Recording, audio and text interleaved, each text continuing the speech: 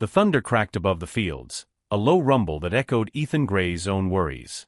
He stood in the muddy rows of his nearly barren cornfield, rain-soaked and exhausted, staring at the darkened sky as if it held the answers to his mounting debts.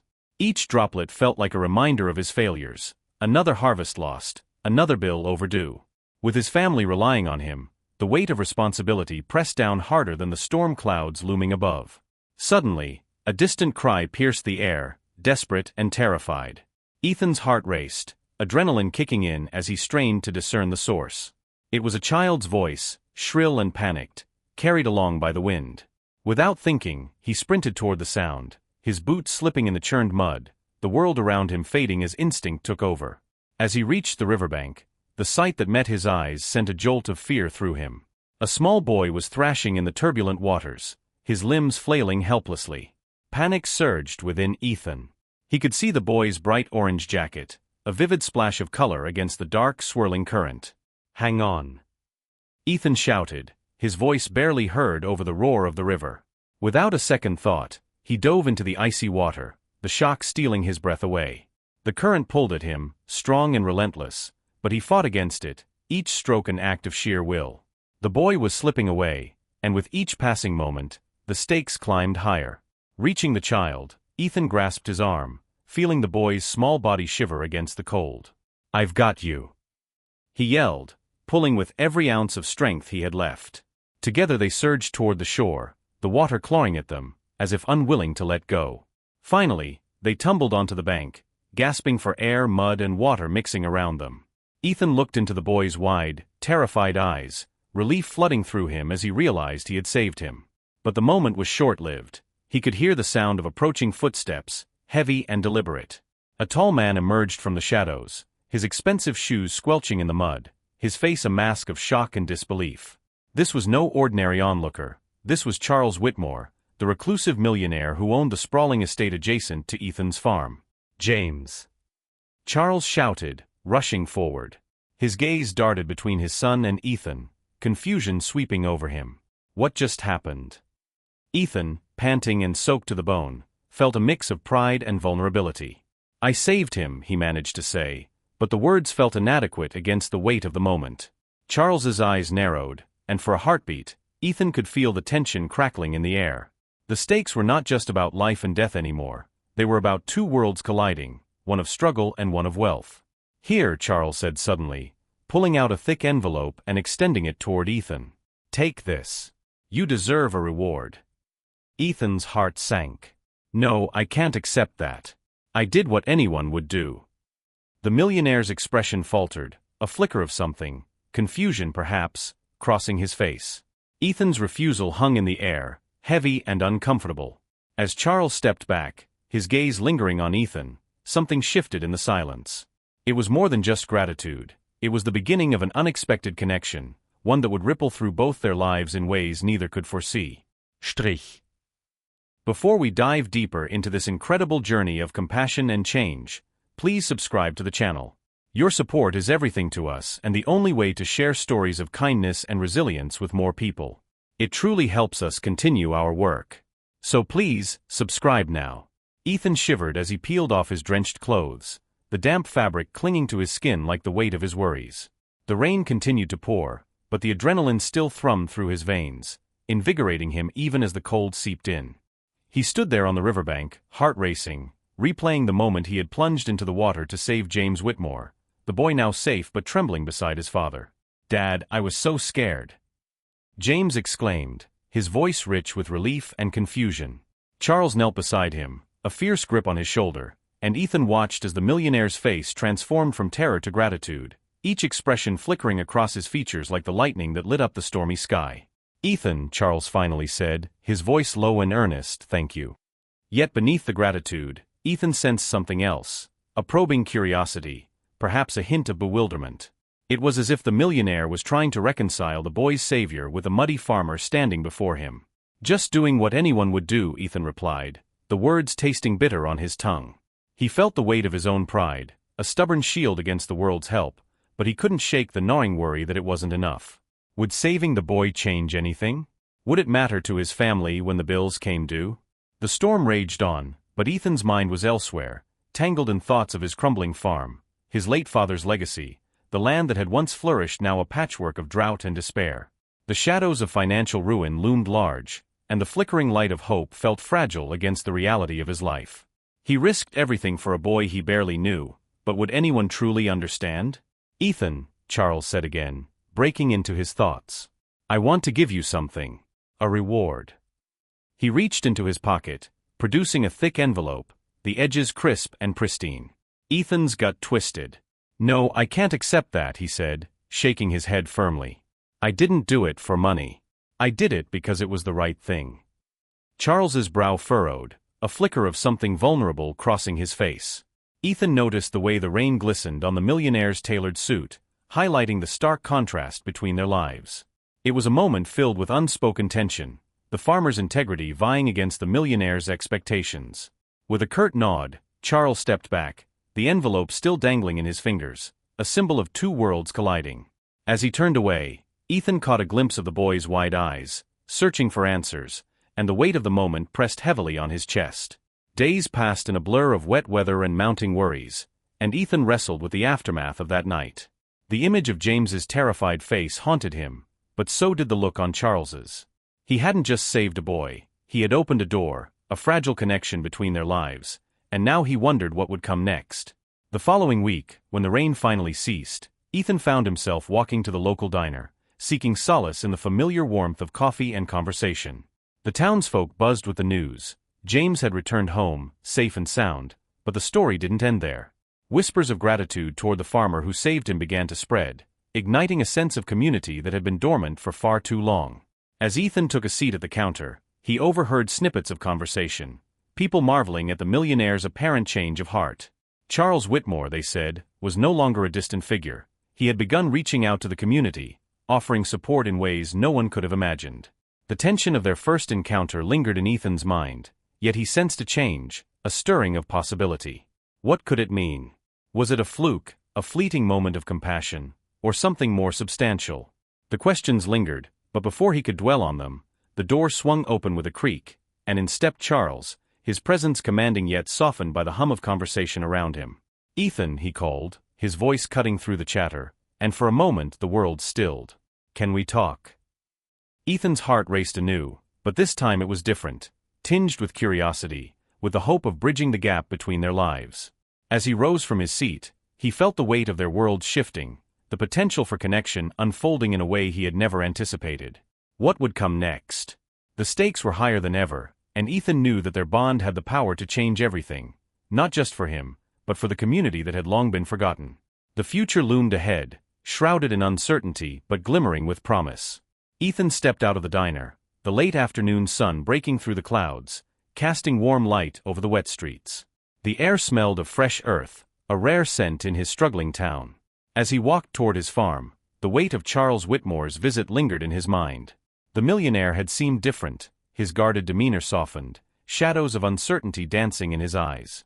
The encounter replayed in Ethan's thoughts, the way Charles had looked at him when he declined the reward, the flicker of confusion in his gaze, as if he were trying to reconcile the muddy farmer with the hero who had saved his son. But what did that mean for him? What kind of man would turn down gratitude and instead choose pride? Ethan's heart wrestled with his thoughts, the weight of responsibility pressing down like the storm clouds that had finally dissipated.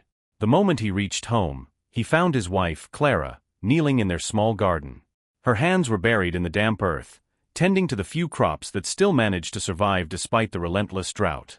Ethan admired her strength, the way she fought against the odds, but he also felt the burden of their shared struggles. "Clara," he called, his voice laced with uncertainty. She looked up, wiping the sweat from her brow furrowed in concern. "What is it, Ethan?" she asked, sensing his unease. "I ran into Charles Whitmore today," he admitted, the name hanging heavy between them. "He wants to talk again." Clara's expression shifted, surprise mingling with caution. "What does he want?" "I don't know. He seemed different. Like he's trying to understand something." "Understand what?" she asked, skepticism lacing her tone.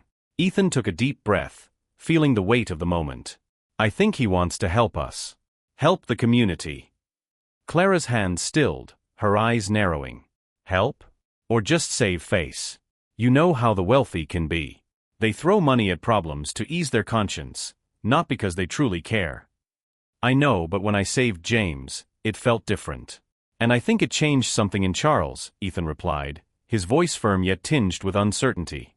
Maybe he sees the struggles we face, the real-life consequences of his world. But what does that mean for us? She pressed, her voice rising slightly. What if he just wants to make himself feel better? What if he thinks he can fix us with a check? Ethan's heart raced, the stakes suddenly palpable. I don't know, Clara. But if he's willing to help, shouldn't we at least listen? It might be our chance to turn things around. Clara's gaze softened slightly, yet the tension remained. Ethan, I trust you. But promise me you'll protect what little pride we have left. We can't let him turn us into charity cases. As they stood there, a silent understanding passed between them, a shared resolve to navigate the complexities of pride and need. Ethan felt the weight of her words, the delicate balance they had to strike. The following day, as the sun dipped low in the sky, Charles arrived at the farm, this time with James in tow. The boy's bright orange jacket stood out against the backdrop of their modest home, an emblem of hope amidst their challenges. Ethan's heart raced as he approached them, feeling the weight of their differing worlds. Ethan, Charles began, his voice steady but his eyes betraying a hint of vulnerability. I've been thinking a lot about what happened. I want to express my gratitude, but I also want to understand. I want to know about the struggles you face. Ethan opened his mouth to speak, but the words caught in his throat. This was it, the moment to bridge the gap between their lives. I appreciate that, Charles, but I don't want pity. I want to work together, to find a way to uplift our community, not just accept handouts. Charles nodded slowly, absorbing Ethan's words. You're right. I've been isolated in my world for too long, and I've overlooked what really matters. I want to help, but I want it to be meaningful. James, sensing the weight of the conversation, stepped forward. Can we plant a garden together? He asked, his innocence cutting through the tension. I want to help grow things. It sounds fun. Ethan couldn't help but smile at the boy's enthusiasm. Absolutely. We could use all the hands we can get.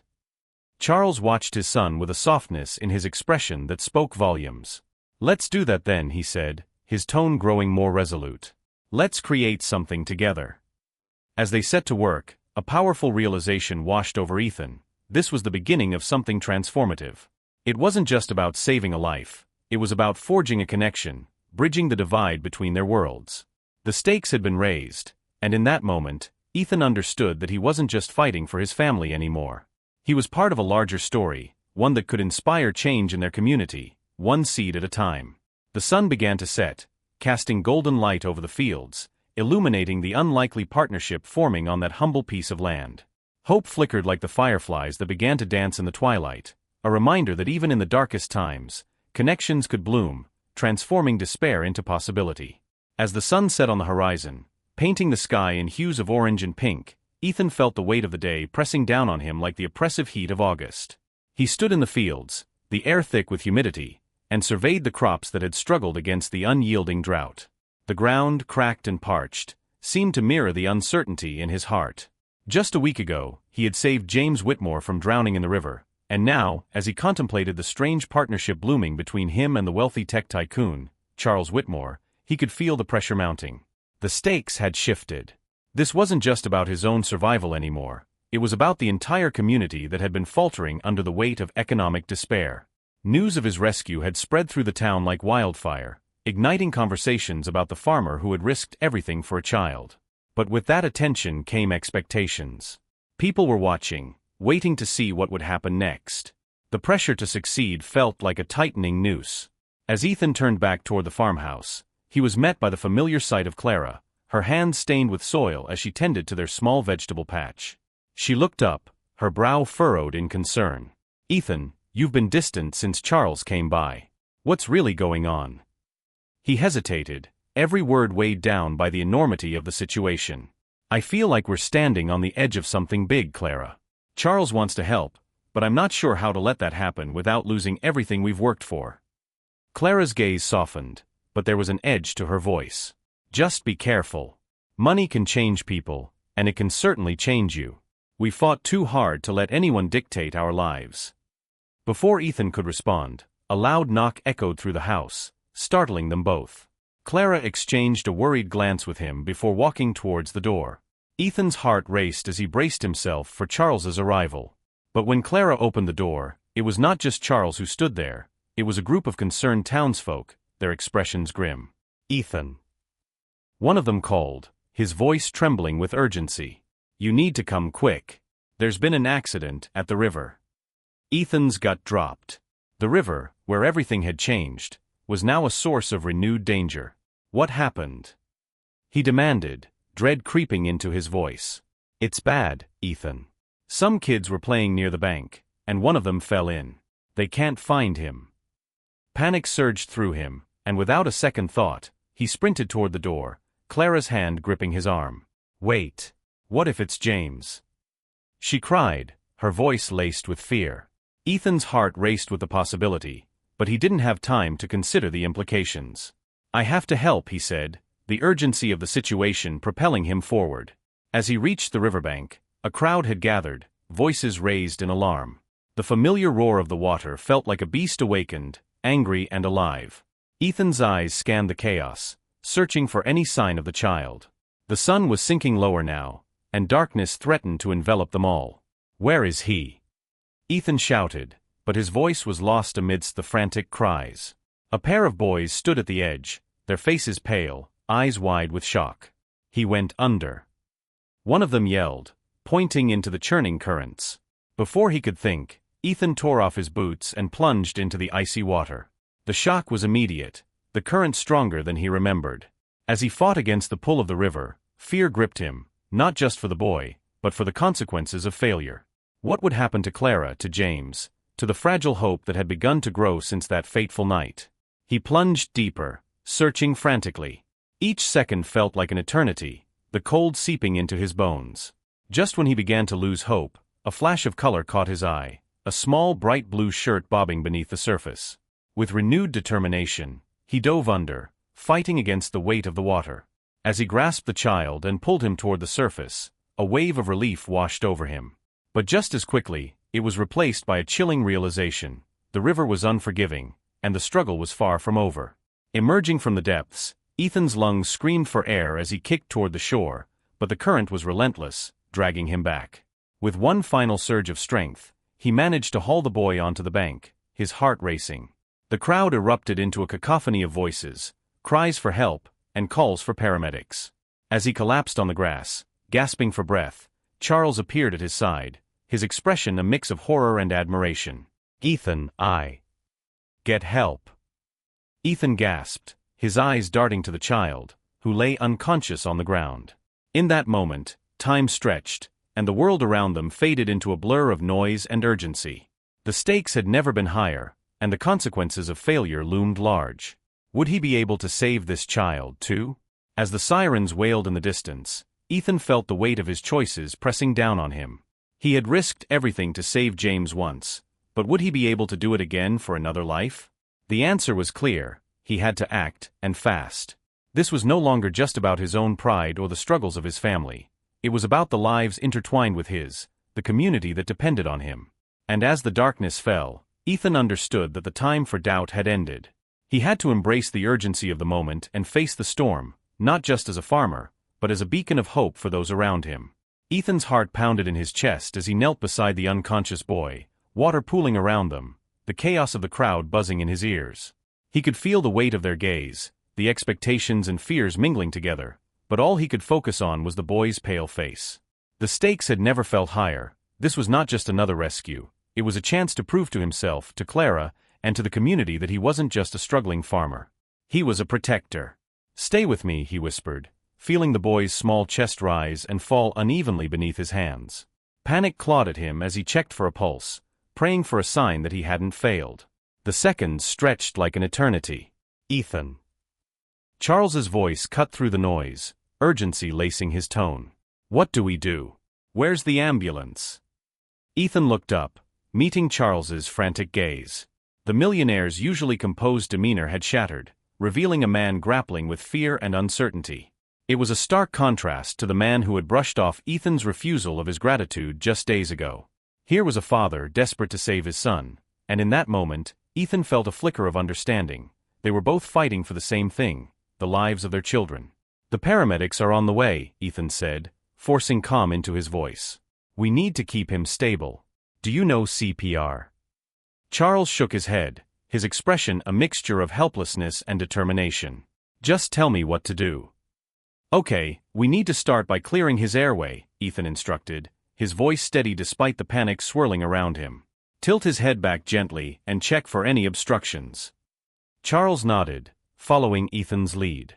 As he worked, Ethan felt a surge of adrenaline pushing him forward, igniting a sense of urgency that coiled tighter with every passing moment. They were running out of time, every second counted. "James, come on," Ethan urged, his voice thick with emotion. "You need to wake up for us." As Charles positioned himself to help, Ethan moved to the boy's side, placing his hands on James's chest. The weight of responsibility settled heavily on his shoulders, but there was no room for doubt. He pushed down, feeling the boy's frail body beneath him, the rhythm of his heart echoing in the silence that surrounded them. With each compression, he thought of Clara, of the life they had built together, and of the community that depended on them. He couldn't let fear dictate the outcome. "Breathe, James. Just breathe," Ethan urged, a mantra to bolster his resolve. The crowd murmured, their anxiety palpable as they watched, a mix of hope and dread in their eyes. Ethan could feel the weight of their expectations pressing down on him, but he had to channel it, to transform their fear into strength. Come on, come on," he shouted, desperation creeping into his voice. He could feel Charles's presence beside him, a reminder that they were not alone. They were in this together, two fathers united by a single purpose. Just then, a sound pierced the tension, a soft cough. Ethan's heart leaped as James sputtered, his eyes fluttering open. Relief flooded through him, but there was no time for celebration. They needed to keep the boy conscious, to ensure he didn't slip away again. "James, can you hear me?" Ethan asked, his voice urgent yet soothing. "You're safe now. Just focus on my voice." The boy blinked, confusion clouding his eyes as he turned his head slightly toward Ethan. "Dad," he croaked, and in that moment, the world around them faded away.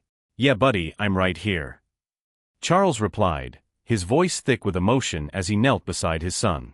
The connection between the two was palpable, a bond forged in the fires of fear and love. But just as hope began to blossom, a distant sound grew louder, the wail of sirens approaching. Relief washed over Ethan, but it was quickly tempered by the reality of the situation. The paramedics would arrive any moment, and with them, the scrutiny of their actions. What would people think? Would they see the farmer who stepped in to save a child or the man who put himself in danger for a wealthy family? "Ethan," Charles said, his voice low but urgent, "we have to talk about everything after this. I need your help, not just for James but for the community. You've shown me something I didn't see before, and I want to make it right." Ethan nodded, feeling the weight of Charles's words. They were both standing at a crossroads, their lives irrevocably intertwined. This was no longer just about saving a child, it was about bridging the gap between their worlds, about transforming pain into purpose. The sirens grew closer, and Ethan knew that this was just the beginning. The confrontation that awaited them would not end with the arrival of the ambulance. It would be about facing their own fears, their pride, and the disparities that had long divided their lives. As the flashing lights illuminated the scene, Ethan took a deep breath, ready to embrace whatever came next. The stakes had shifted, and he was prepared to fight, not just for James but for a future where compassion bridged the chasm between them. Together, they would forge a new path, and in doing so, they could change everything. Ethan knelt by the riverbank, his heart still pounding with the adrenaline of saving James. The paramedics were moving in, their voices sharp and professional, but the air was thick with unspoken tension. Charles stood nearby, his expression a mixture of gratitude and dread, his son cradled in a blanket, eyes fluttering open. "Ethan," Charles called, his voice strained yet earnest, "we need to talk about what happened, and what comes next." Ethan turned, the weight of the moment heavy on his shoulders. The sun dipped below the horizon, casting long shadows across the river, and he could feel the eyes of the townsfolk on him, a mix of admiration and expectation. This was no longer just about a rescue, it was about the future of his family, his farm, and an entire community that had been struggling for far too long. Right now, James needs medical attention, Ethan replied, his voice steadier than he felt. We can talk later. No, we need to talk now, Charles insisted, his tone rising with urgency. I want to help you. The community has been through so much, and I have resources. Ethan held up a hand, cutting him off. Help? You think that's what we need? Money? A handout? I'm not looking for charity, Charles. I'm trying to keep my family afloat. I want to build something sustainable, not a crutch to lean on. Charles stepped closer, his eyes narrowing. You don't understand. I've spent my life in a bubble, disconnected from real struggles. I want to change that, to make a difference. But I can't do it alone. The words hung between them, a fragile bridge stretching across their very different worlds. Ethan could see the sincerity in Charles's eyes, but he also felt the weight of his own pride pushing him back. Could he really accept help from a man who had once offered him money like it was a simple transaction? Your intentions might be good, but intentions don't feed my family, Ethan replied, frustration lacing his voice. I've spent my life fighting against the odds.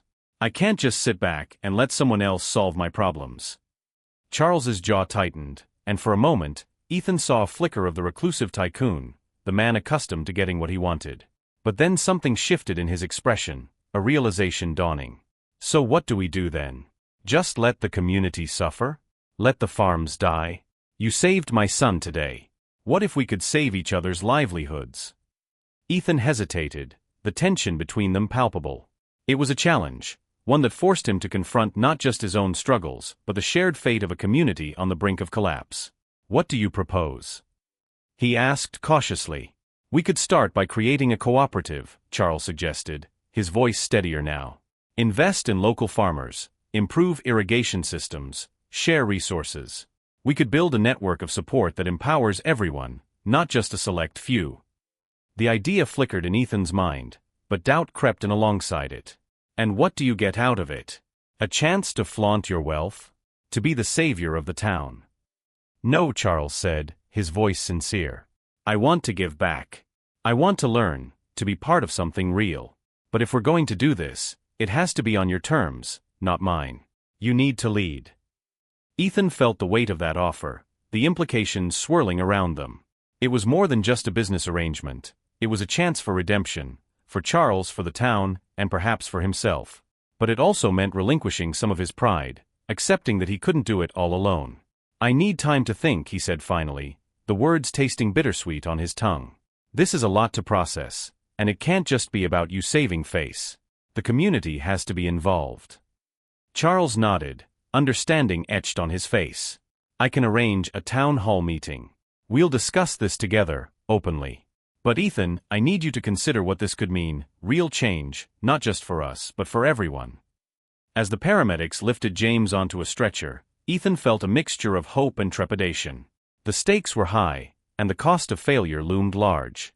Yet in that moment, he realized that perhaps this was the chance he had been waiting for, a way to bridge their worlds and forge a path toward a future built on collaboration rather than separation.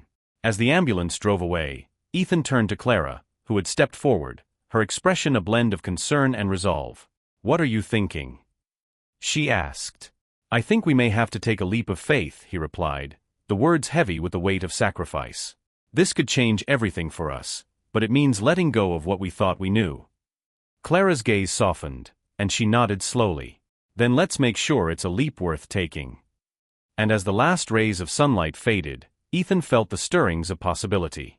Together, they could redefine what it meant to be a community, one rooted in resilience, compassion, and the collective strength that emerged from their interconnected lives. The journey ahead would require sacrifice and courage, but for the first time in a long while, Ethan felt the warmth of hope igniting within him. As Ethan stood by the riverbank, watching the ambulance drive away with James, he felt an unexpected surge of clarity wash over him. The air was thick with tension, the weight of the day pressing heavily against his chest. He turned to Charles, who stood nearby, his expression a mixture of concern and determination. Ethan, Charles began, his voice low and earnest, I meant what I said about wanting to help. But I need you to understand something. Ethan narrowed his eyes, wary of where this conversation might lead. What is it? Charles took a deep breath, his gaze steady. I've spent years building my empire, but in that pursuit, I lost sight of what truly mattered: community, connection, and empathy. You saved my son, but what you don't realize is that you saved me too. I've been so isolated in my world that I forgot what it means to be part of something larger." Ethan's heart raced as he processed Charles's words. It felt like a confession, a glimpse into the soul of a man who had always been shrouded in wealth and privilege. But the revelation hit deeper than that. It was the realization that both of their lives were intertwined in ways they had yet to fully understand. "Your struggles," Charles continued, "are not just yours alone. They reflect the pain of this entire community, including mine. I've realized that my resources can't fix what's broken without the collaboration and voices of those who know the land, who understand the hardships. It's not about throwing money at a problem, it's about building relationships and trust." Ethan's perspective shifted. He had viewed Charles through a lens of envy and skepticism, unable to see the man behind the wealth. But now, he recognized that the millionaire's isolation mirrored his own, a disconnect from the very essence of life that sustained them both. "Together," Charles said, his voice firm, "we can create a bridge between our worlds, not as saviors but as partners in change. This isn't just about saving farms, it's about cultivating a community that thrives on compassion, understanding, and collaboration." As the last rays of sunlight faded into dusk, Ethan felt a profound sense of purpose ignite within him. The wounds of their lives were not separate, they were interwoven, a tapestry of resilience and hope that could forge a path toward a better future. He looked at Charles, seeing not just a wealthy tycoon but a man who had opened his heart to vulnerability. "Then let's do it," Ethan replied, his voice steady. "Let's build something together, not just for ourselves but for everyone who's struggling. We can redefine what it means to be a community." And in that moment, everything shifted. The stakes were no longer about individual pride or survival. They were about the collective strength that arose when two disparate worlds came together.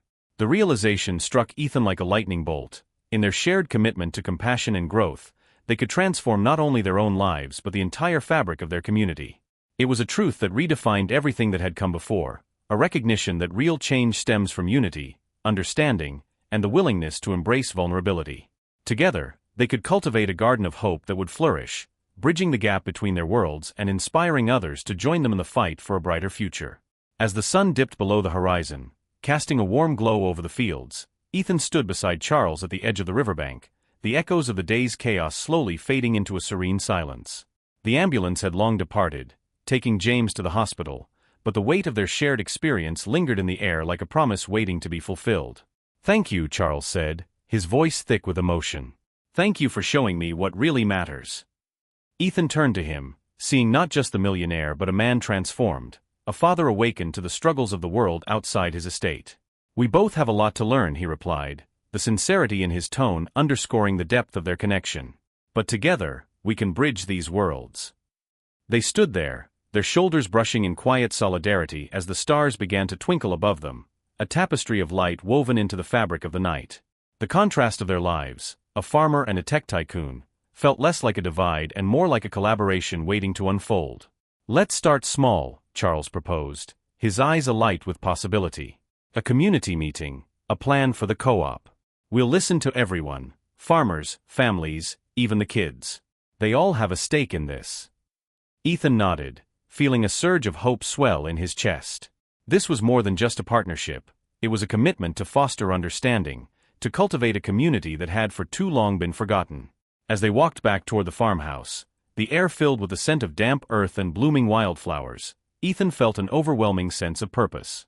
Clara emerged from the shadows, her eyes searching his, and he took her hand, squeezing it tightly. "We're going to do this," he said, looking into her eyes, the certainty in his voice reflecting the promise of tomorrow. Together, they turned to face the fields that had once seemed so barren, now filled with potential. The stakes had changed, the weight of responsibility transformed into a sense of shared hope. In that moment, Ethan understood that real change begins with connection. When stories intertwine, lives overlap, and compassion becomes the foundation for a brighter future. The night stretched before them, glimmering with possibility, and as he looked up at the stars, he felt the warmth of a community awakening, ready to rise together. Life would never be the same, but this time, it felt like a beginning, a chance to cultivate not just crops, but resilience, unity, and a future filled with promise. Together, they would plant the seeds of change, nurturing them with love and understanding, and watch as their community flourished once more.